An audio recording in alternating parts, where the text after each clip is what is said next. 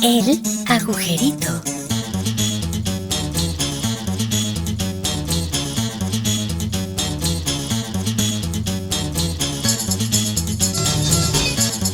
Hola, ¿qué tal? ¿Cómo están todas, todos? Sean nuevamente muy bienvenidas y bienvenidos a este agujerito número 13. Sí, el de la buena suerte. ¿Cómo está Santiago? ¿Qué tal, Miguel? ¿Qué tal? Buenas. Aquí estamos desde Ajijic, muy contentos en la 13ª emisión del Agujerito. Y bienvenides. Claro. No creas que no me di cuenta que dejaste afuera a mi honrosa comunidad. Ofrezco una disculpa por tan grave error. No creas que no detecté tu homofobia institucional. Espero que no. No. Lingüística en todo caso. Lingüística, perdón. Sí. Disculpe usted. Oigan, pues arrancamos siempre de buen humor este programa porque ese es la manera en la que nos gusta hacerlo, pero el día de hoy, pues las noticias no nos ponen de ese humor, ¿verdad? Terrible lo que pasó ayer en la noche, el colapso de un tramo elevado de la línea 12 del metro en la Ciudad de México que provocó, hasta donde tengo entendido, más de 20 muertos y cerca de 60 heridos. Un problema que se pudo haber evitado. Yo creo que de accidente no tiene nada. Es un asunto donde la negligencia del gobierno queda demostrada, puesto que desde ayer mismo ya también se estaba denunciando que pues ya se había dado aviso a las autoridades de la falla estructural que además era muy evidente en ese tramo justo que se desplomó ayer por la noche. Paco. Bueno, es que pues no perdamos de vista, es la fatídica línea 12, ¿no? No se había inaugurado esa línea y ya era una serie de escándalos que continuaron aún después de ser inaugurada. Y bueno, no sé ahí que ni siquiera qué adjetivo ponerle, porque lo de negligente queda corto, pues, ¿no? Sí es un asunto que me parece criminal. Incluso después de la construcción se hizo una auditoría y sí salieron señaladas un montón de fallas y de omisiones y de problemas, no solo en la construcción, sino en la administración de la obra. Pero lo que dice Santiago me parece que es lo más resaltable, porque puede estar mal construida o bien construida, eso es un tema, ¿no? Si se hubiera caído a medio temblor, bueno, pues está mal construida y hay responsabilidades solamente en la construcción. Pero aquí las responsabilidades que a mí me parecen más graves son justamente en quienes estaban encargados del mantenimiento y de aprobar o no su operación diaria respecto a si ves que está en condiciones de operar o no. Y hay reportes, fotografías desde octubre del año pasado, pero también de este mes, de una papelería, por ejemplo, que está ahí enfrente, en donde tomaron una fotografía y de verdad cualquier persona con sentido común y con dos dedos de frente no hubiera autorizado que salieran los convoys viendo en qué condiciones estaba esa zona justamente la que colapsó. Entonces la responsabilidad penal tendría que acreditarse, cuando menos indagarse, y eso es lo triste, lo comentaba Santiago, pues, ¿no? Pues se van a indagar a sí mismos, ¿no? Porque a final de cuentas, en el gobierno de la Ciudad de México, pues es toda esta negligencia criminal, que es como prefiero adjetivarla hoy, Claro. Pues por lo que acabas de señalar, Galán, pues ¿quién va a indagar eso, no? Aunque no podemos presentar responsabilidad a los jefes de gobierno previo que tuvieron la Ciudad de México y obviamente a nuestro canciller, ¿no? Que también él desde que se Sobre estaba todo construyendo, pues fue el objeto del escándalo de esa línea 12. Mira, tan algo sabía Ebrard que no iba bien que salió huyendo del país. No, ayer inmediatamente mandó tweets, sabía perfectamente que este asunto le iba a pegar y luego dijo que se ponía las órdenes de las autoridades y que ella estaba pidiendo que lo citaran, etcétera. A mí me genera muchas dudas esta situación. De entrada, el hecho de que se haya tomado la decisión de reservar por 5 años toda la información de la construcción del metro, ¿qué tendrían que estar escondiendo? ¿Por qué este afán de ocultar la información a la ciudadanía? Bueno, yo recuerdo que de los primeros señalamientos fueron el tema más enfocado en lo financiero, ¿no? En los recursos, en los desvíos, en los sobreprecios, en todo ese tipo de cosas. Y bueno, en esa lógica se se entiende, digo, no es de aplaudirse, al contrario, se señala para criticarlo, ¿no? Y para que ojalá no pasara esto en nuestro país, pero entiendo yo, así lo interpreto, que esta protección de la información, absurda por supuesto, es más en el terreno financiero, pero bueno, eso es lo que yo creo, quién sabe, y también haya otras cosas ya más relacionadas con el tema que ustedes los ingenieros civiles entienden mejor, ¿no? Estaría interesante analizar el por qué en este país es posible reservar información de interés público y si eso tendría que ser declarado inconstitucional e ilegal, porque normalmente el asunto es que se argumenta que es por la seguridad nacional y por el bien de las finanzas públicas, de la administración pública, pero ¿tendría sentido de verdad? O sea, el que está ocultando información, ¿la oculta por un bien común o la oculta porque sabe que es una trapacería y necesita ocultarla? Como los doctorados de John Ackerman, que también fueron reservados. O sea, ¿y qué interés público puede haber? ¿Qué bien le puede hacer eso a la sociedad? Bueno, claro, esto es otra, nos abre otro frente de discusión y análisis, porque pues ya tiene que ver con el derecho que está establecido constitucionalmente de forma relativamente reciente del acceso a la información. Y pues bueno, entendemos que este principal impulso es para combatir la corrupción y ojalá también la impunidad, ¿no? Pero pues bueno, no está pasando eso, y eso también es de señalarse. No, y el INAI es uno de esos institutos que están señalados como por el presidente como institutos que no sirven para nadie ni nada y que consumen millones de recursos y que los quiere absorber en las secretarías. Lo que está claro es que el presidente de la República es enemigo de la información. Sí, y la transparencia. Ocultar. Él, claro, desde que fue jefe de gobierno de la Ciudad de México, la construcción de los segundos pisos en el periférico, etcétera, todo esto terminó siendo reservado, información reservada.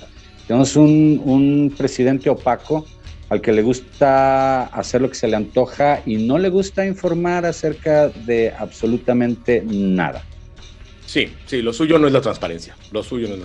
Y es lamentable. A mí hay algo que me preocupa muchísimo. Desde que Morena llegó al poder, este tipo de incidentes son cada vez más recurrentes. Yo no recuerdo en la época neoliberal, en la época del PRIAN, que hubiera tantos incidentes en infraestructura pública. Hay que recordar que hace unos meses se incendió el cuarto de máquinas del metro de la Ciudad de México. Vimos el incendio de una planta de energía eléctrica, plantas de Pemex. De Pemex también. Es decir... pues la austeridad republicana, Santiago, la austeridad republicana. Pero no hay una austeridad republicana, lo que es una desviación de los recursos públicos que deberían ser utilizados para la infraestructura, claro, y que están siendo utilizados para compra de votos, compra de voluntades, reparto, claro, de despensas, etcétera. El dinero con el que nosotros sostenemos al gobierno desde nuestros impuestos no está siendo utilizado para sostener nuestra infraestructura, está siendo utilizado para otro tipo de gastos que no nos benefician, y ahí están los resultados, y nadie da la cara, nadie absolutamente da la cara. No hay resultados de investigaciones que nos dejen satisfechos, simplemente se nos va dorando la píldora y se apuesta al olvido. A mí me parece que una tragedia como la de anoche, en una época electoral, a un mes de las elecciones, sí tendría que fomentar el voto de castigo necesariamente. Bueno, yo creo que, por supuesto, basado solamente en mi percepción, esa es una tendencia que lamentablemente se está dando en casi todo el país, sin distingos de qué partido lo gobierna. Pues, ¿qué cosa, Paco? Pues todo este tema de que los recursos de infraestructura no se están priorizando, y agregaría un dato más, ¿no? Y ese es ya pues un caso muy, muy local, ¿no? También creo que cada vez se repite más este fenómeno de que se nombran como responsables de dependencias a las personas que no tienen la menor capacidad técnica, ni siquiera teórica, de conducir procesos de gobierno que son bastante relevantes, pues, ¿no? Creo que eso también es un déficit o una tendencia, le llamo yo, de los gobiernos recientes. Y hago la comparativa con Jalisco, que es de donde nosotros tenemos más datos, en comparación también pues con el gobierno federal. Pero lo curioso es, y retomo el último comentario de Santiago, pues que en el tema del voto, y ahorita nos detallará el comandante Baeza, en el tema del voto, a pesar de todo esto, y una paradoja importante es la Ciudad de México, pues Morena sigue siendo mayoritario, aunque, ya nos dirá Santiago, parece que ya empieza durante la campaña a perder cierta tendencia de intención del voto, ¿no? Bueno, no tenemos todavía datos para poder medir lo de la línea 12, si va a impactar o no va a impactar en la intención del voto, pero sí, tienes razón, todo lo demás, que es mucho, y que todo eso debía de haber impactado y no impactó, o impactó de una forma demasiado no relevante, y sí es de llamar la atención, tienes razón. Aparentemente hicieron tanto daño el olvido a ciertas comunidades y a ciertas poblaciones por parte de gobiernos anteriores, y también la trapacería, y también la corrupción, y también el robo al despoblado de otros gobernantes, que siguen viendo a este hombre como el peor mal, o sea, el menos mal de todos, ¿no? Y la verdad es que nos está saliendo carísimo, en vidas humanas, en dinero, en todo, este gobierno nos está saliendo más caro el caldo que las albóndigas. Yo lo que percibo es que la gente poco a poco empieza a darse cuenta, como que sí había hasta cierto punto una necedad desde la percepción ciudadana de querer creer que ahora sí venía un cambio. Me parece que se le ha dado hasta el cansancio oportunidades a López Obrador, sin embargo él cada mañana sale a desaprovecharlas. Cuando empezaron o previo a las elecciones, el panorama electoral se veía sombrío, con un triunfo arrollador y apabullante por parte de Morena. Sin embargo, poco a poco se ha venido desdibujando esta tendencia hacia votar por Morena. Veíamos cómo hacia el arranque de las campañas ya se empezaban a perfilar algunas gubernaturas, y hablamos de elecciones locales porque son las que más se han medido. No ha habido propiamente mediciones que nos permitan ver cómo va el proceso federal. Sin embargo, y si nos basamos en las encuestas locales, la caída de Morena se ve cada vez más pronunciada. Yo aquí tengo algunos datos, no sé si quieran comentar algo antes de entrar directo a la encuesta que ayer publicó El Financiero. Rapidito nada más, a mí me parece que hay un tema que es de verdad relevante y preocupante. No se nos olvide que esta manera de hacer obra pública, que es la de Marcelo Ebrard o la que continuaron los otros gobernantes en ese tiempo perredistas, hoy todos ellos adheridos a Morena, o sea que más o menos es la misma línea. No se nos olvide que este grupo de personas es el que está construyendo un aeropuerto, un Tren Maya y una refinería, ¿eh? Son ellos mismos los que construyeron la línea 12 del metro, son los mismos que están construyendo estas 3 mega obras que se supone que todo el mundo entendemos que no son necesarias, al menos 2 de ellas, lo del Tren Maya, que es un ecocidio espantoso y que solamente le va a beneficiar al rancho ahí de Obrador, y la refinería que sabemos que se está construyendo en terrenos anegados, que aparte estamos apostándole a un asunto de generar gasolinas cuando el mundo entero está renunciando a las gasolinas. Pero más allá de eso, el que la calidad de construcción de esas 3 obras se queda en entredicho después de este accidente de la línea 12, que no es accidente, yo estoy de acuerdo contigo, Santiago, es un asunto es un incidente ocasionado por negligencia, sin duda, no es un accidente. Totalmente de acuerdo. Bueno, pues ahora sí pasamos a revisar rápidamente los números. Insisto, es una encuesta que apareció el día de ayer en El Financiero, que es bastante elocuente. No habla de los 15 estados donde va a haber elecciones, se centra solamente en 8. Sin embargo, el resultado es muy interesante. Empezamos por Campeche, donde originalmente Laida Sansores llevaba la ventaja, y la caída de ella ha sido tremenda. Ya la están situando incluso en tercer lugar con 27 puntos, llevaba 42 puntos, de 42 bajó a 27, y ya a estas alturas ya fue rebasada por el candidato de Movimiento Ciudadano, que lleva 31%, y por encima de él, el candidato de la alianza PAN-PRI-PRD con 34%. Es decir, Morena cae en Campeche hasta un tercer lugar. En el caso de Guerrero, donde se veía una apabullante victoria de Morena, y aunque, bueno, sabemos todos que ya apenas ha concluido, apenas se están poniendo candidata a gobernadora la hija de Félix Salgado Macedonio, la Juanita de Guerrero. El nepotismo hecho candidato. El orgullo de mi nepotismo, diría José López Portillo. Qué asquerosidad. Todavía llevan ventaja, sin embargo, se está cortando. La candidata al día de ayer tiene 34% en las preferencias electorales contra 30% del candidato PRI-PRD Mario Moreno, es decir, a 4 puntos de distancia, lo que ya lo sitúa casi en un empate técnico en este estado de Guerrero. Oye, si Guerrero vota por la hija de Salgado Macedonio, hay que ver de qué manera los desincorporamos del país, ¿no? Mira, Guerrero es un estado... Nada más nos ha dado broncas, cabrón. Particular. Nada más nos da broncas. O sea, es como traemos al hijo problema y que lo deberíamos de meter a algún internado o algo con deshacernos de ellos, ¿no? Un centro de rehabilitación, a un anexo. Digo, más allá... Exacto, cabrón. ¿Por qué no metemos a Guerrero un anexo, cabrón? ¿No? Me parece bonito. En el caso de Michoacán, que también fue un estado en el que se aventó Morena un mes sin candidato a gobernador, hay que recordar que Morón le fue cancelada su candidatura por el INE y luego por el Tribunal Electoral.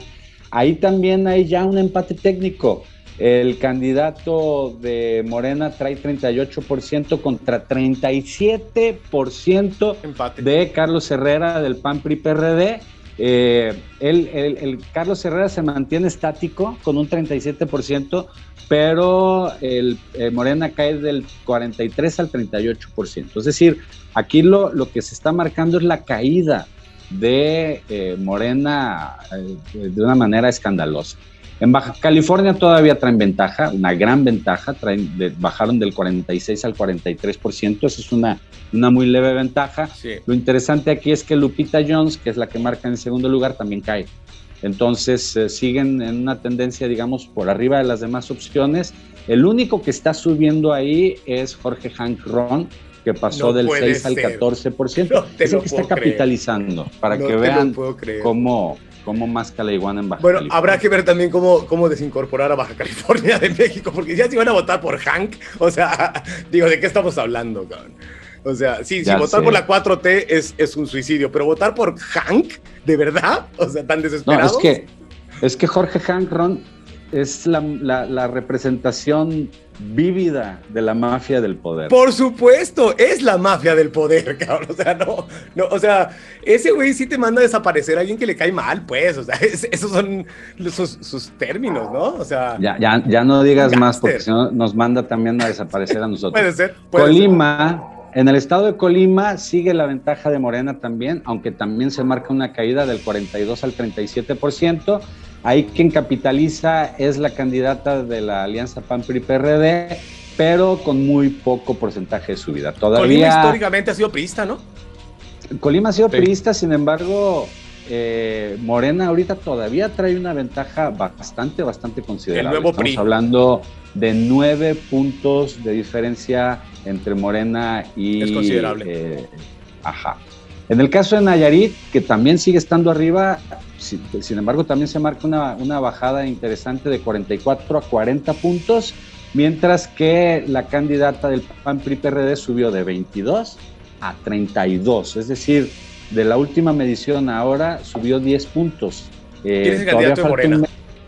El candidato de Morena se llama Miguel Ángel Navarro. Baja California Sur va consolidándose durísimo el candidato de la alianza PAN-PRI-PRD y 2 partidos locales. Él sí va en el 51% de las preferencias electorales. Ese ya la tiene. Contra un 30% del candidato de Morena, que bajó de 35 a 30. Ahí sí está clarísimo que en Baja California Sur la alianza va a ganar. En Chihuahua pasa algo parecido. Estaban todavía muy apretadas los números. La candidata del PAN-PRD traía 41% contra 39% del candidato de Morena. Sin embargo, para la encuesta de ayer ya la tendencia se va marcando, 40 puntos para la candidata del PAN-PRD contra 34 puntos del candidato de Morena, que va cayendo y va consolidando a la candidatura de la alianza opositora. Estos son los números que aquí tenemos, no son todos los estados, pero la tendencia en todas estas mediciones es la caída de Morena. Lo único que me preocupa es que la encuesta la realizó el Financiero, que el Financiero no es como muy pro 4T, eso lo tenemos bien claro, pero si esta es la tendencia que van a empezar a arrojar las demás encuestadoras, me parece una magnífica noticia. La verdad es que si nosotros nos ponemos a revisar otras encuestas, independientemente, porque varían mucho, ¿eh?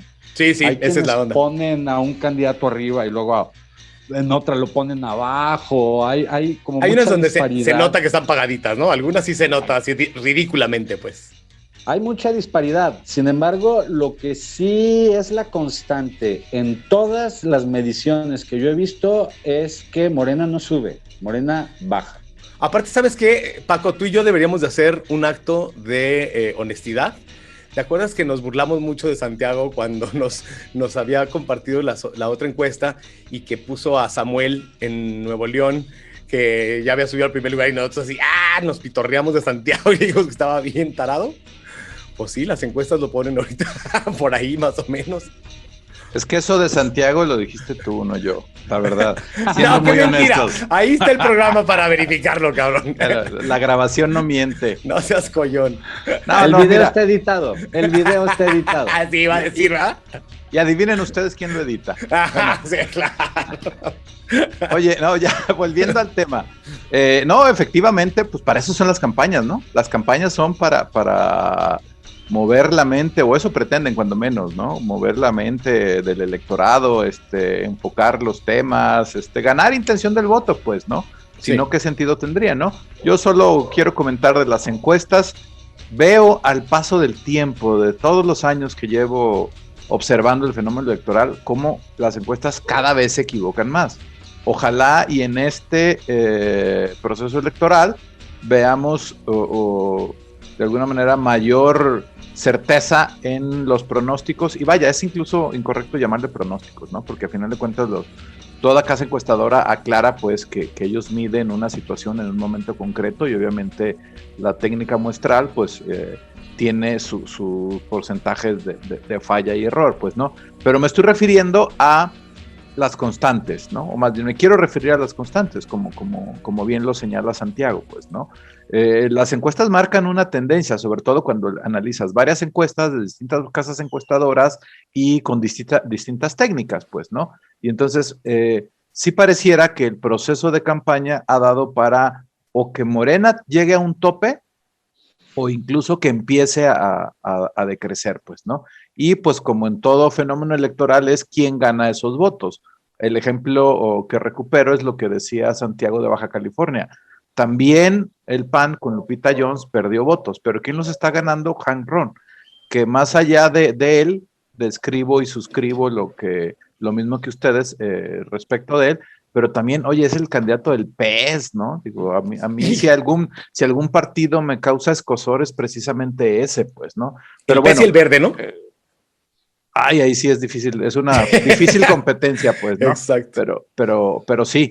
Y bueno, en lo que quiero terminar comentando es que aún así parece que la tendencia de ganar más estados sigue siendo de Morena, a lo mejor con menos margen, y en el tema final sería pues la Cámara, ¿no? Para mí la Cámara de Diputados me parece un proceso electivo de la mayor relevancia, digo, no porque no me preocupe qué pase en otros estados, pues, ¿no? Nosotros pues lo tenemos asociado en la elección de nuestro gobernador al momento en que elegimos también presidente, pues, ¿no? Pero los que lo hacen en esta homologación que se ha hecho a través de los años, que lo hacen en la intermedia, pues seguro para ellos es de suma relevancia quién va a gobernar la entidad federativa, pues, ¿no? Pero finalizando con el tema de la Cámara de Diputados, creo que sigue no nomás teniendo una probabilidad de ganar más distritos Morena, porque tenga mayor intención del voto, sino sobre todo por la fragmentación.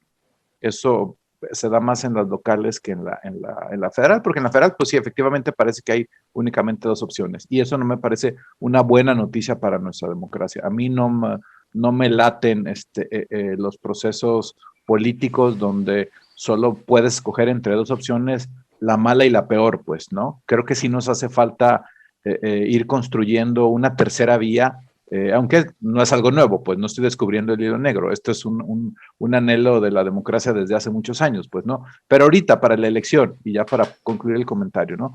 Para la elección de diputados federales, que sí es de suma relevancia por los siguientes 3 años del gobierno que vamos a tener a nivel federal, entre las 2 opciones, creo que sí, Morena parece que va a ganar más distritos, pues, ¿no?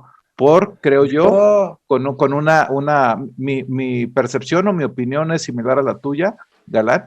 Creo que para muchas personas no les convence, a pesar de todas las fallas que identifiquen en el gobierno de la 4T, no les convence regresar a lo que ven, que fue por lo que justamente votaron en contra hace 3 años, pues, ¿no? Como lo quieras ver siglado, PAN, PRI, PRD, lo que sea, como que todavía no llega a ese punto. Y pues en los ejemplos locales creo que la distribución del voto es la que también puede hacer, lo dije como una premonición aquí, pero creo que también eso, con menor porcentaje, hay varios distritos que puede sacar adelante Morena, pues, ¿no? Fíjate que lo que mencionas, Paco, es muy interesante y a mí, desde mi punto de vista, me parece que MC justo lo que intentó hacer fue crear esa tercera opción. Por eso no entraron a la alianza, no quisieron hacer alianza con el PRI, aprovecharon las circunstancias para buscar consolidarse a nivel nacional, hicieron apuestas fuertes, en algunos casos está dando resultado, este es el caso de Nuevo León que mencionas, pero tampoco es que, a pesar de esas grandes apuestas, está por ejemplo el caso de Sonora con Ricardo Burs, que pues es una figura reconocida, un empresario familiar de políticos, etcétera. Sin embargo, no han logrado cuajar a nivel nacional esa tercera vía. Exacto. Sí se consolidan como partido nacional, pero no les alcanza para entrar a la contienda en otros estados, en la mayoría de los estados. Yo sí creo que los números van a cambiar, ¿eh? Una cosa es la preferencia electoral, y vaya. Coincido contigo. En un país, en un momento como el que estamos viviendo, con un gobierno que está basado, o que está basando, más bien, sus estrategias electorales en las dádivas, en el reparto de recursos, etcétera, me parece muy difícil que la gente, al ser encuestada, diga realmente por quién va a votar. Me parece que estamos volviendo a la época en la que la gente dice que va a votar por el partido oficial para que no le quiten los apoyos, pero que al momento de llegar a las urnas la decisión va a ser diferente. Yo creo que ahí podría bajar incluso aún más la preferencia electoral, la cantada en las encuestas, a la que realmente se vota. Y por otro lado, la polarización que está viviendo el país nos está llevando a una elección de 2 opciones. Ya sea Morena Alianza o Morena MC en estados como Jalisco. Yo sí creo que el voto útil va a ser determinante. Yo creo que ahorita, a un mes de las elecciones, la gente todavía dice que va a votar por su preferencia. Sin embargo, al momento de la verdad, creo que muchos van a votar el sentido de su voto para que no llegue Morena al poder. Y creo que de lo que se diga en las encuestas a lo que termine siendo el resultado final, va a haber muchos cambios. Y los terceros, cuartos lugares que están marcados en las preferencias electorales van a caer. Van a caer porque mucha gente va a mover su voto del que quería aplicar idealmente al que va a tener realmente que aplicar en una estrategia de voto útil. Así que sí va a haber mucha diferencia. Hay quienes no lo vamos a hacer, ¿eh? O sea, yo tengo decidido, por ejemplo, mi voto en Zapopan. A lo mejor, probablemente somos los menos, pero yo ya llevo muchas elecciones votando con voto útil. Muchas, las últimas 3 o 4. Y en las 3 o 4 no me ha salido bien. La verdad es que... Por eso votaste por Morena, para sacar al PAN y al PRI. No, ahí voté contra Andrés Manuel, he votado, la pasada sí voté contra Andrés Manuel. Claro, tú es un viejo conocido tuyo. En la pasada, ajá. Claro. Y en la antepasada incluso lo publiqué en Facebook y todo. Dije que votaba por Andrés Manuel solo para que no llegara Peña Nieto, porque me causaba medio escozor, porque conocía su trayecto como gobernador del Estado de México, y acuérdense que había tenido algunos exabruptos ahí de exceso de fuerza y de autoridad que no eran deseables para el país, que después ya como presidente la verdad es que no tuvo esos rasgos, pero como gobernador sí los había tenido. A mí no me interesaba que llegara Peña Nieto y voté en contra de Peña Nieto y voté por este cabrón. El mayor error de mi vida, ¿eh? Afortunadamente no ganó, pero lo reconozco como un gravísimo error. Por lo tanto, no voy a seguir cometiendo esos errores. Yo en Zapopan sí voy a votar por el candidato que me parece más adecuado para Zapopan. No voy a votar contra Morena necesariamente, pero en todo lo demás, absolutamente en todo lo demás, sí voy a votar contra Morena.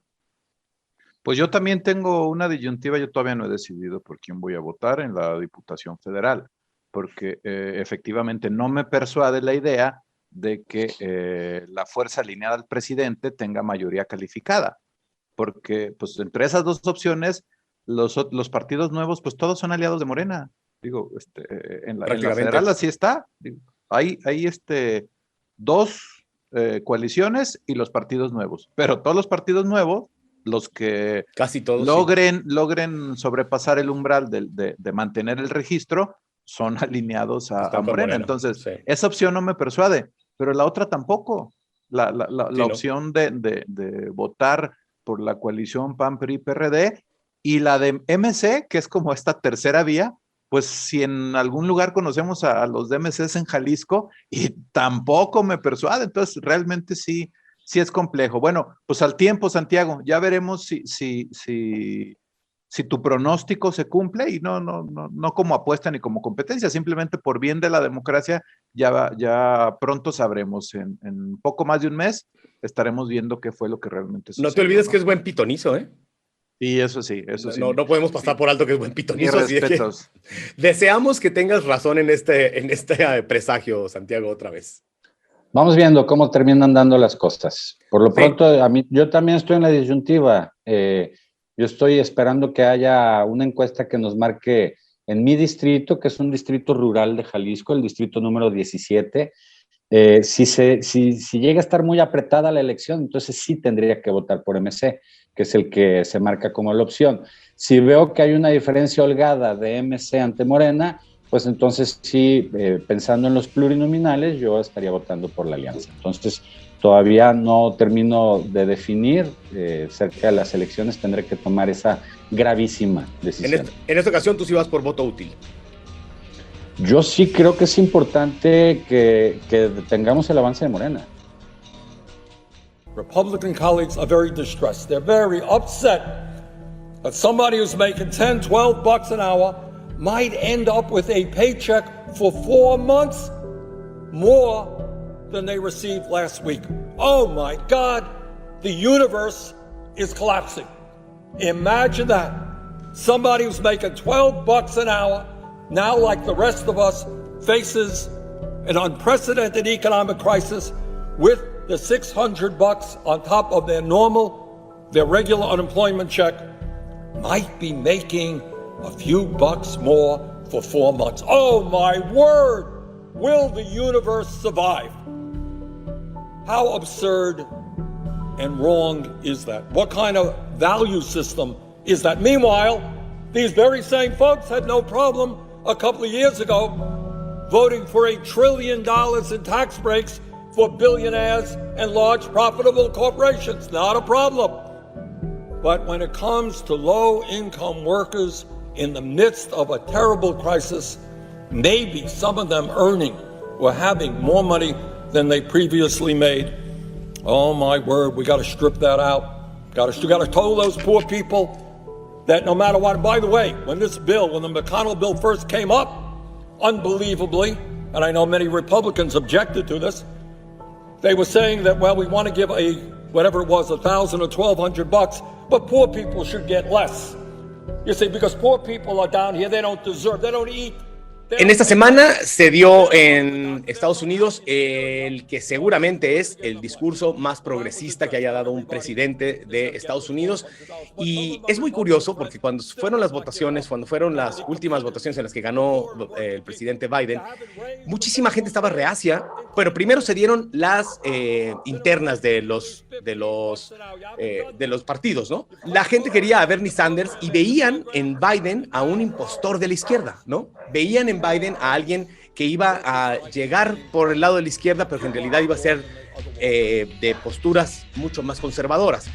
Tenían razón por qué pensar eso. La verdad es que cuando fue vicepresidente de Obama, sí tuvo muchas posturas que fueron muy más cercanas al centro y a la derecha que a la izquierda. Por lo tanto, había por qué dudar.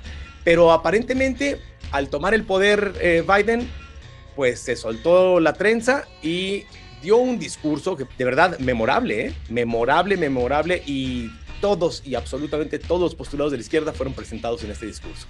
Let's raise the minimum wage to $15.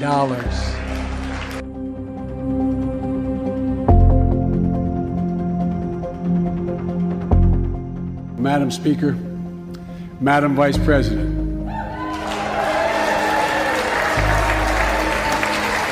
no president has ever said those words from this podium. No president has ever said those words, and it's about time.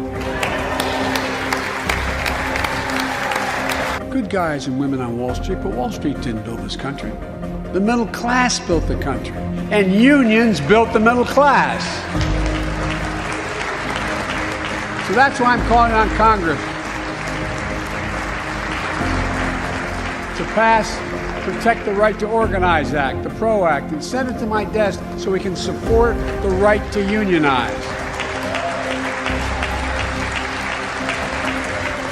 And by the way, while you're thinking about sending things to my desk, let's raise the minimum wage to $15. No one working 40 hours a week, no one working 40 hours a week should live below the poverty line. We need to ensure greater equity and opportunity for women. And while we're doing this, let's get the Paycheck Fairness Act to my desk as well. Equal pay. They spent much too long. And if you wonder whether it's too long, look behind me. Sí, a mí me parece admirable. Yo debo confesar que los antecedentes políticos de Biden los desconozco, con excepción de saber, pues obvio, que fue el vicepresidente de Obama y que antes fue senador, pues, ¿no? Y lo traigo a colación porque justamente parte del discurso con el que nos alentó a muchas personas, incluso más allá de Estados Unidos de América, pues lo hizo haciendo referencia a todos los años de discusiones y debates. Él mismo dice, estando aquí llevamos ya 30 años discutiendo lo mismo y no lo resolvemos, ¿no? Yo estuve aquí junto con ustedes discutiendo esto sobre tal cosa y lo hemos discutido décadas y no avanzamos, pues, ¿no? Entonces, además de que es un discurso progresista, una de las cosas que a mí me entusiasma en particular es que es un llamado a la acción muy concreto. Y por citar solo un ejemplo, en el tema migratorio, palabras más, palabras menos, dice, más allá del posicionamiento que cada uno de ustedes tenga, hay cosas en las que coincidimos, por lo tanto, saquemos esas cosas en las que coincidimos y discutamos después en lo que no coincidimos, pero hay varias cosas DACA, bastante relevantes que sí da, y creo que uno es el tema de los Dreamers, ¿no? Tal cual, ¿no? Entonces, pero sí en todos los temas, ¿no? Digo, y una de las que también a mí me alienta mucho, porque pues como en buena parte nuestra política está, si no, dije en buena parte, pero prefiero decir, en casi toda nuestra política está subordinada a lo que pasa con nuestros vecinos del norte, que él proponga llevar en todo el país el mínimo de pago por hora en los salarios a $15 la hora, más allá de que cada estado de la Unión Americana puede incluso sobrepasar esos mínimos, porque su sistema laboral es distinto al nuestro, mucho más federalizado, pues que ya proponga que en todo el país el pago mínimo sean $15 la hora, me parece bastante alentador. Hay que ver si es técnicamente posible, porque las diferencias entre un estado y otro, por ejemplo, en Texas el mínimo anda sobre $6-7 y en California ya es una realidad lo de los $15, o sea, es el doble. Entonces, ¿cómo se va a dar ese brinco Texas a treparse hasta los $15? Eso es lo que estaría interesante, no el qué, sino el cómo, ¿no? Ahí pues es que yo a bote pronto te diría, pues lo haces de manera gradual, ¿no? No de una noche a la otra no lo vas a hacer así. Claro, pero en ese tiempo de esa gradualidad, ni modo que California no avance. Entonces, esa es la cosa. ¿Cómo va a llegar a alcanzar Texas a California, por ejemplo?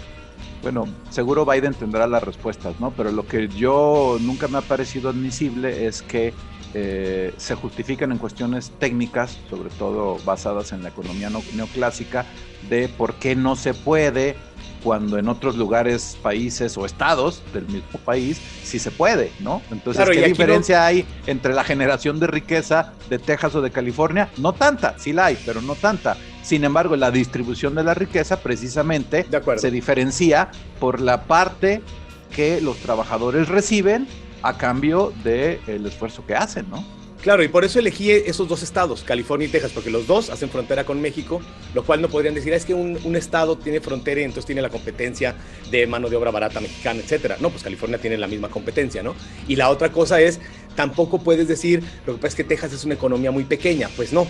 Aunque California es la más grande de Estados Unidos, Texas también está en el top 5. Entonces, son dos estados que se parecen mucho, pero que tienen condiciones para los trabajadores muy opuestas, muy distintas. Entonces sí, tienes razón, yo estoy de acuerdo contigo.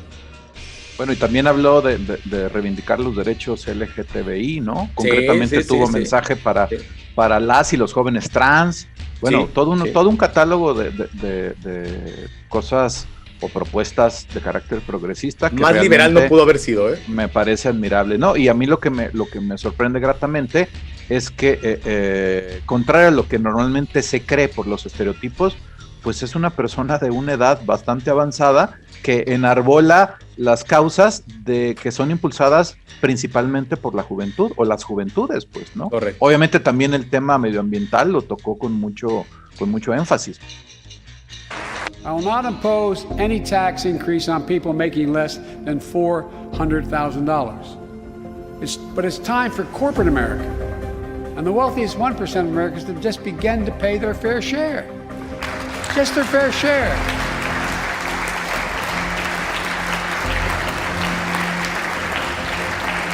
I'm not looking to punish anybody, but I will not add a tax burden, additional tax burden to the middle class in this country. They're already paying enough. I believe what I propose is fair. The pandemic has only made things worse. 20 million Americans lost their job in the pandemic. Working and middle-class Americans. At the same time, roughly 650 billionaires in America saw their net worth increase by more than $1 trillion in the same exact period. I also hope Congress will get to my desk the Equality Act to protect LGBTQ Americans. For all transgender Americans watching at home, especially young people, you're so brave. I want you to know your president has your back. Another thing, let's authorize the Violence Against Women Act, which has been law for 27 years. For more than 30 years, politicians have talked about immigration reform, and we've done nothing about it. It's time to fix it. On day one of my presidency, I kept my commitment and sent a comprehensive immigration bill to the United States Congress. If you believe we need to secure the border, pass it because it has a lot of money for high-tech border security. If you believe in a pathway to citizenship, pass it. There's over 11 million undocumented folks, the vast majority of here overstaying visas. Pass it. We also have to get at the root problem of why people are fleeing, particularly to our southern border from Guatemala, Honduras, and El Salvador. The violence, the corruption, the gangs, the political instability, hunger, hurricanes, earthquakes, natural disasters. When I was vice president, the president asked me to focus on providing help needed to address the root causes of migration. And it helped keep people in their own countries instead of being forced to leave. The plan was working, but the last administration decided it was not worth it. I'm restoring the program and asked Vice President Harris to lead our diplomatic effort to take care of this. I have absolute confidence she'll get the job done. Now look, if you don't like my plan, let's at least pass what we all agree on. Congress needs to pass legislation this year to finally secure protection for dreamers. The young people have only known America as their home. And permanent protection for immigrants who are here on temporary protective status who came from countries beset by man-made and natural-made violence and disaster. As well as the pathway to citizenship for farm workers who put food on our tables. Look, immigrants have done so much for America during this pandemic and throughout our history. The country supports immigration reform. We should act. Let's argue over it. Let's debate it. But let's act. Right here in America, nearly 3 times for the same drug, nearly 3 times what other countries pay. We have to change that, and we can. Let's do what we talked about for all the years I was down here in this body, in Congress. Let's give Medicare the power to save hundreds of billions of dollars by negotiating lower drug prescription prices.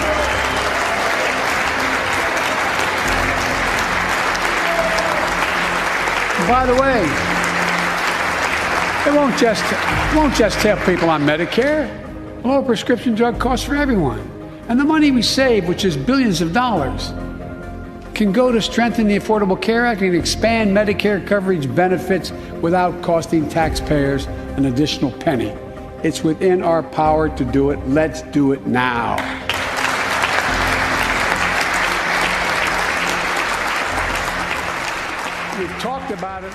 De alguna manera, Estados Unidos ha cambiado muy poco del siglo XIX para acá. Me parece que los fundamentos de la guerra de secesión de Estados Unidos, de, digamos, el bloque progresista, urbano, educado, contra el bloque rural, vaquero. White trash. Sí, digo, puede ser blanco, puede ser negro, o sea, sí. Afroamericano, no me vayan a criticar, pero se nota mucho la diferencia, la fragmentación, la polarización. Si nos quejamos de un México polarizado, Estados Unidos se nota mucho más polarizado entre el conservador cristiano, más ignorante, más rural, y el progresista, urbano, neoyorquino, etcétera, cosmopolita, se marca mucho. Sí. La diferencia del gobierno de Trump, completamente tirando al sur, algodonero, proesclavista, etcétera, y el Estados Unidos, Utah, madre, y al Biden urbano, educado, progresista, sí, digo, como que Estados Unidos ha cambiado poco en estos 200 años. Sí, y aún así, a pesar de esa polarización, conviven bastante mejor que muchos otros países que estemos probablemente menos polarizados, ¿no? Se han sabido administrar mejor, pues. Híjole, quién sabe, Sí. porque tenemos una para muestra un botón, pues lo que pasó en los últimos días de Trump en el Capitolio, ¿no? Eso nunca se había visto en Estados Unidos, y eso no se puede pensar como un avance. Sí, fue un evento, por supuesto, no es que o probablemente no es que así sea y tú nos puedes decir mejor, Galán, ¿no? Máxime que tú estuviste viviendo en una de las ciudades que precisamente destacan por el progresismo que históricamente han tenido, pues, ¿no? Pero en general, aunque caiga en el lugar común, la conformación étnica y racial de Estados Unidos, totalmente pluricultural, también hace que convivan distintos credos, pues, ¿no? Efectivamente hay una mayoría cristiana, quizá, no tengo el dato certero, la segunda preferencia espiritual sea el catolicismo, no lo sé. ¿Que también es cristiano? Sí, pero vaya, diferenciando los cristianos católicos de los no católicos, sobre todo a lo que estamos acostumbrados nosotros, es Oye, sí hay diferencias, muchas 90, diferencias 95 entre ambos. de catolicismo, por supuesto, ¿no? Pero me refiero a los números, pues, ¿no? De la fe que profesan. Entonces, esto pluricultural no nada más es la raza y la etnia, pues, ¿no? También es el sistema de creencias, normalmente muy influenciado por los credos religiosos que cada quien ejerce, pues, ¿no? Vaya, creo que tiene el récord de mayor número de iglesias y credos registrados en el mundo, pues, ¿no? Porque seguramente. hasta hay una iglesia, no es broma, hay una iglesia registrada que creen en un dios espagueti con albóndigas y que así lo significan, pues, ¿no? Parece yo prefiero broma, creer, pero... Yo prefiero creer en el dios del espagueti con albóndigas que en Maradona, ¿eh? Así que Argentina sí se los chinga, la iglesia maradoniana. Yo no me preciaría de conocer más Estados Unidos que cualquier otro compatriota de acá, Paco. He vivido en 2 ciudades de Estados Unidos nada más, en San Francisco y en Los Ángeles, en muchos más largos periodos en Los Ángeles, allá estudié de hecho y todo, pero vivir en Los Ángeles es vivir en México, ¿no? O sea, es más o menos lo mismo, es más México que Estados Unidos. Es un México más ordenado, es un México donde sí se respetan las leyes, pero es un México también donde te sientes menos libre de hacer lo que se te hinchen las pelotas. La verdad es que siempre traes el yugo de la policía en el cuello. Es verdad que esto del país de las libertades es muy entrecomillado, ¿no? Tienes libertades hasta que no aparezca una patrulla atrás de ti y te vea cara de mexicano o de afroamericano o de alguien que no le parezca agradable a ese policía en esa zona. Entonces, es un poco absurdo. ¿Es un país de libertades para hacer negocios? Sí, sin duda. En ningún otro lugar puedes generar dinero como puedes generarlo en Estados Unidos. Es algo increíble como en un mes estás generando dinero. Aunque no lo quieras generar, lo generas, pues allá es imposible no generar dinero. Y eso tendría que ser algo a lo que aspiráramos, ¿no? A poder poner al alcance de todo mundo, a quien lo desee, la posibilidad de generar riqueza, no solamente por generar dinero, sino porque ese dinero le va a generar bienestar. Desde mi punto de vista, eso sí sería algo a admirar, pero no todo en Estados Unidos es admirable, ¿no? Lo que sí, todo en Estados Unidos es dinero, porque por más que digas que la religión que supera es el cristianismo y que también hay catolicismo y también hay muchos judíos y bla, bla, el Dios de Estados Unidos es el dinero. Sin duda, sí. Aunque sí, ahora, de que Dios manda también en Estados Unidos, Santiago, no lo puedes negar, está en el dinero, ¿no? Entonces, sí, ellos no se casan con esta idea de un Estado laico como nosotros, que valoramos mucho esa característica de nuestro Estado. Para mí es una característica vital de nuestro Estado. Bueno, pues ellos ni siquiera lo tienen, ni lo aspiran, ni lo desean, pues. ¿Me recuerdas la infancia de José Vasconcelos? Él, debido a los negocios de su padre, que era comerciante y tenía muchos negocios en Estados Unidos, se fueron a vivir de Oaxaca a Eagle Pass, me parece que en Texas. Esto fue a finales del siglo XIX, cuando todavía estaba muy latente la invasión de Estados Unidos a México. Texas había sido invadido y anexado a Estados Unidos pues algunas décadas antes de que José Vasconcelos allí estudiara la y abandonado por México, ¿no? Y que había estado abandonado por México, pero cuenta la hablando de anexar estados mexicanos, por cierto, por lo que decía. Exacto. Ya anexamos hace algunos décadas, poco más de un siglo, creo que son más o menos como 150, 160, 70 años, hace que anexamos a Texas a Estados Unidos, ¿no? Perdón, Santiago. Bueno, pero hay una anécdota muy interesante de él en primaria. En alguna ocasión lo llaman atrasado, ¿no? Que viene de un país más atrasado que Estados Unidos. Y entonces él se levanta y dice, bueno, nosotros desde Benito Juárez ya somos un estado laico y ustedes siguen jurándole a la Biblia. Entonces, eso terminó en golpes. Esa discusión terminó en golpes. Sin duda hay cosas en las cuales podríamos nosotros preciarnos de que lo hemos hecho mejor. Nos ha costado sangre, sudor y lágrimas, pero hay cosas en las cuales México ha hecho bien las cosas, ¿no? Bueno, sí tenemos una aspiración a la laicidad del Estado. Creo que muchos de nosotros, nosotros tres y seguro un montón de gente más, tiene la convicción de que el Estado debe ser laico, ¿no? Y constitucionalmente está establecido, pero en la vida práctica sí vemos cómo todo el tiempo hay alusiones, reminiscencias, citas y conducción de política basada en dogmas religiosos, pues, ¿no? Bueno, sobre todo desde que llegó López Obrador, carnal. Yo creo que desde porque antes. Hay citas bíblicas todos los días. Yo no exentaría de esto ¿Tú llegaste a escuchar alguna vez a Calderón? Y tampoco a los priistas, pues, ¿no? ¿Llegaste a escuchar alguna vez a Calderón utilizar un púlpito público para hacer referencias bíblicas? Yo nunca. No me refiero a ese tipo de formas, pues, no en la parte discursiva y de la narrativa sino en el fondo que se construye, pues, ¿no? En el fondo, pues, ¿no? Por sí, ejemplo, la mayor oposición que hay a entrarle con seriedad a una discusión basada más en criterios científicos sobre la interrupción legal del embarazo es una creencia, es simplemente una creencia, una fe religiosa respetable de quien así quiera ejercer y profese eso, ¿no? De pero verdad, no respetable cuando la quieren imponer. Admirable, exacto, pero eso no es trasladable, en mi opinión, a las leyes para que entonces todos tengan que decidir su conducta en función de una creencia como tal, ¿no?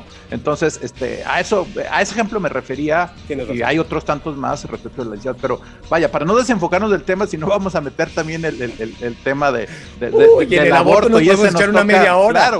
Claro.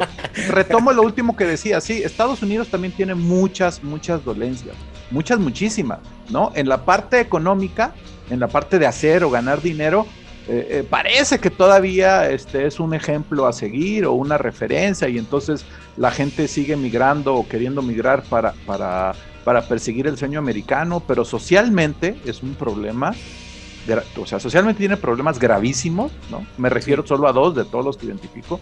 La desigualdad en el reparto de la riqueza les está cobrando muy fuerte la factura, de ahí entiendo pues que justamente esta agenda progresista que propone Biden también tiene que ver con eso, y lo otro, pues la enfermedad psicosocial que implica la drogadicción y otras tantas más, también tienen... ¿Y las guerras? Las guerras generan generaciones de daño y sufrimiento por estrés postraumático que se transmite de generación a otra. Incluso hay películas que lo hacen explícito, pues, ¿no? Como en una familia... Cada varón de la familia peleó en una guerra distinta, pues, ¿no? Con el daño psicológico y emocional que esto significa y que por supuesto se traslada al comportamiento social, pues, ¿no? Pero bueno, eso es lo que pasa en Norteamérica.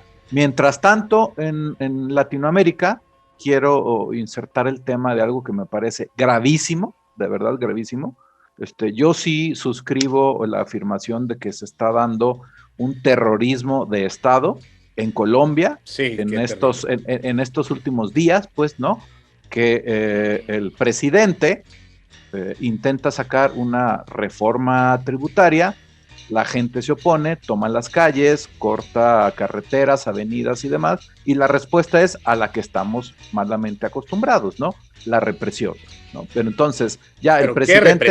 ¿Qué represión? ¿De qué nivel? Bueno, ya los enviados de la ONU, del Organismo de Derechos Humanos, ya también están acreditando y denunciando como ellos mismos siendo enviados para vigilar derechos humanos por parte de la ONU, ya que el Organismo Nacional de Vigilancia de Derechos Humanos fue completamente rebasado y también ellos los amenazaron, también a ellos les dispararon, también a ellos les dijeron que los iban a desaparecer, ¿no? Digo, una policía completamente militarizada, y lo quiero destacar porque de repente acá no estamos tan lejos en la tendencia que se está siguiendo. Digo, creo yo, bueno, esto es una hipótesis mía, ¿no?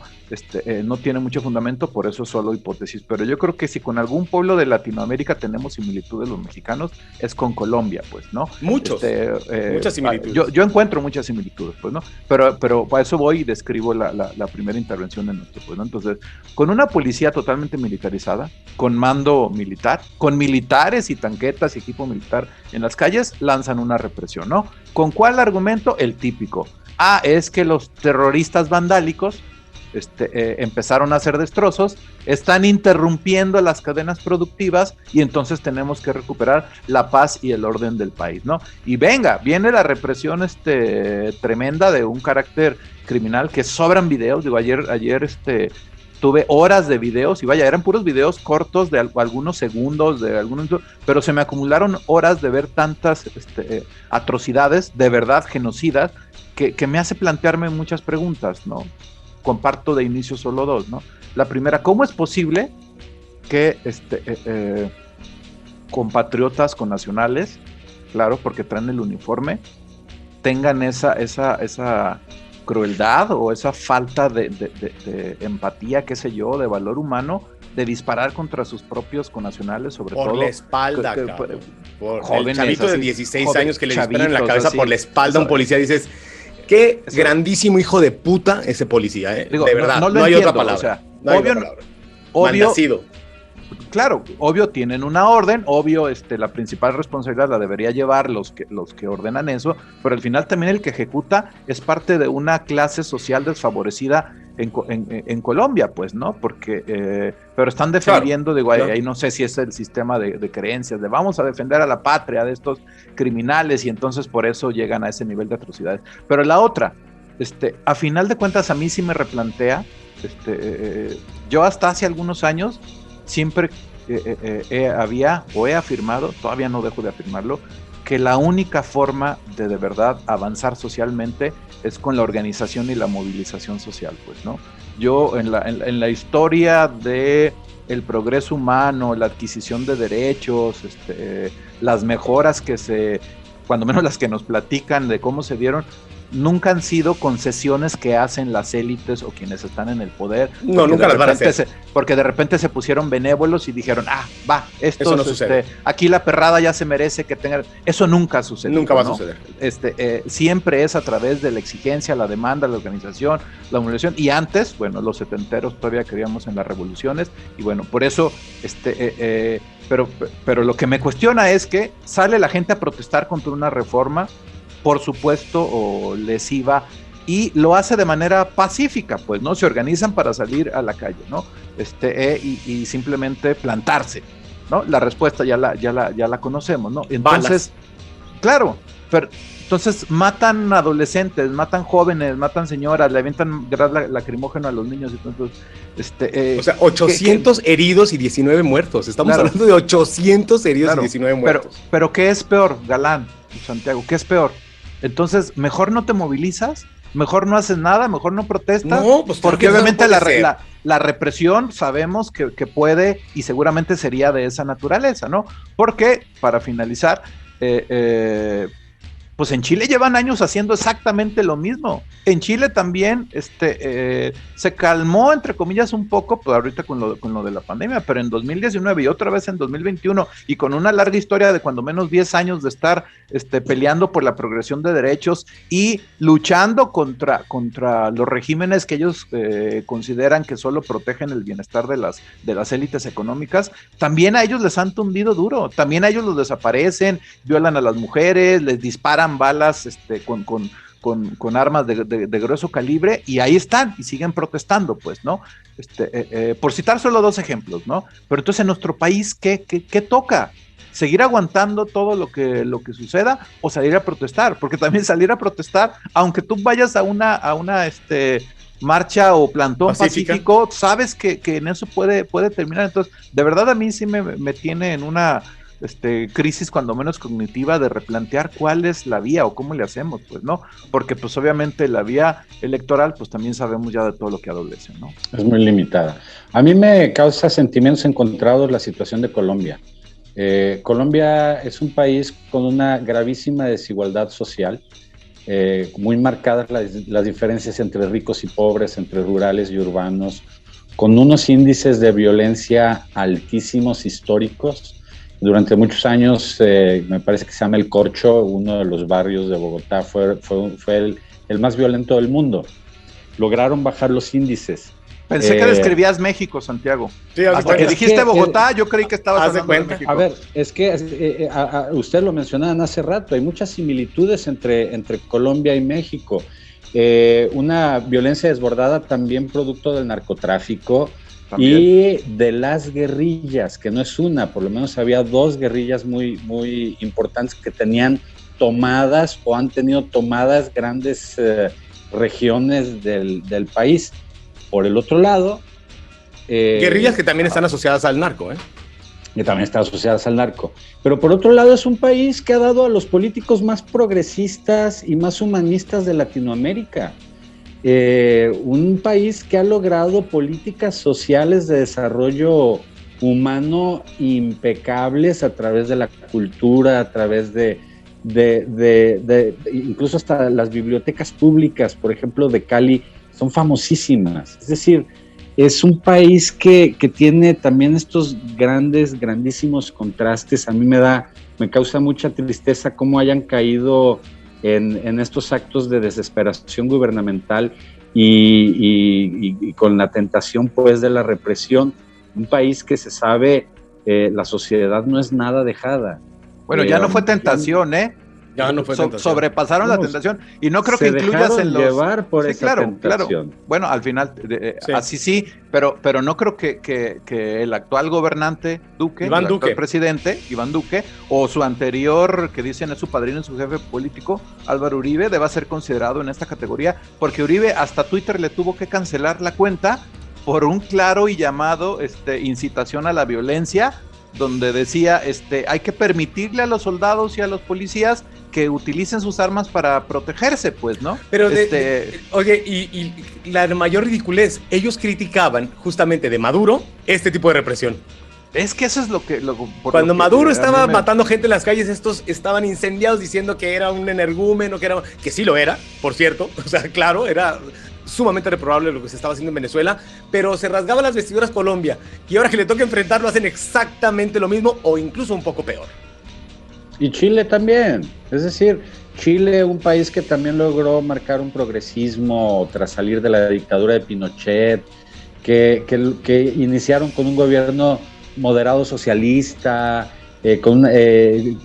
abanderado por una gran alianza opositora, un país que ha logrado iniciaron muy bien económicamente, etcétera, y también cayeron en la tentación de la represión contra los estudiantes universitarios de Santiago. Increíble. Me parece que de repente la ausencia de política,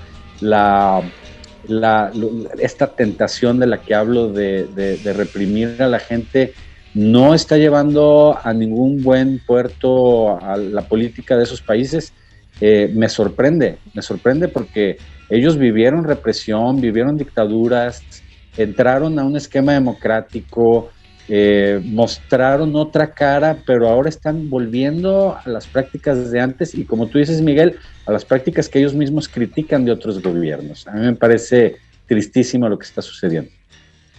Y nada más, como ya toqué por ahí de repasón lo de Venezuela, ya hemos dicho aquí muchas veces, bromeando, de que qué bueno que no somos Venezuela y que siempre hay un lugar peor a donde mirar cuando te pasa algo a ti en tu país y que le está yendo peor que en Venezuela.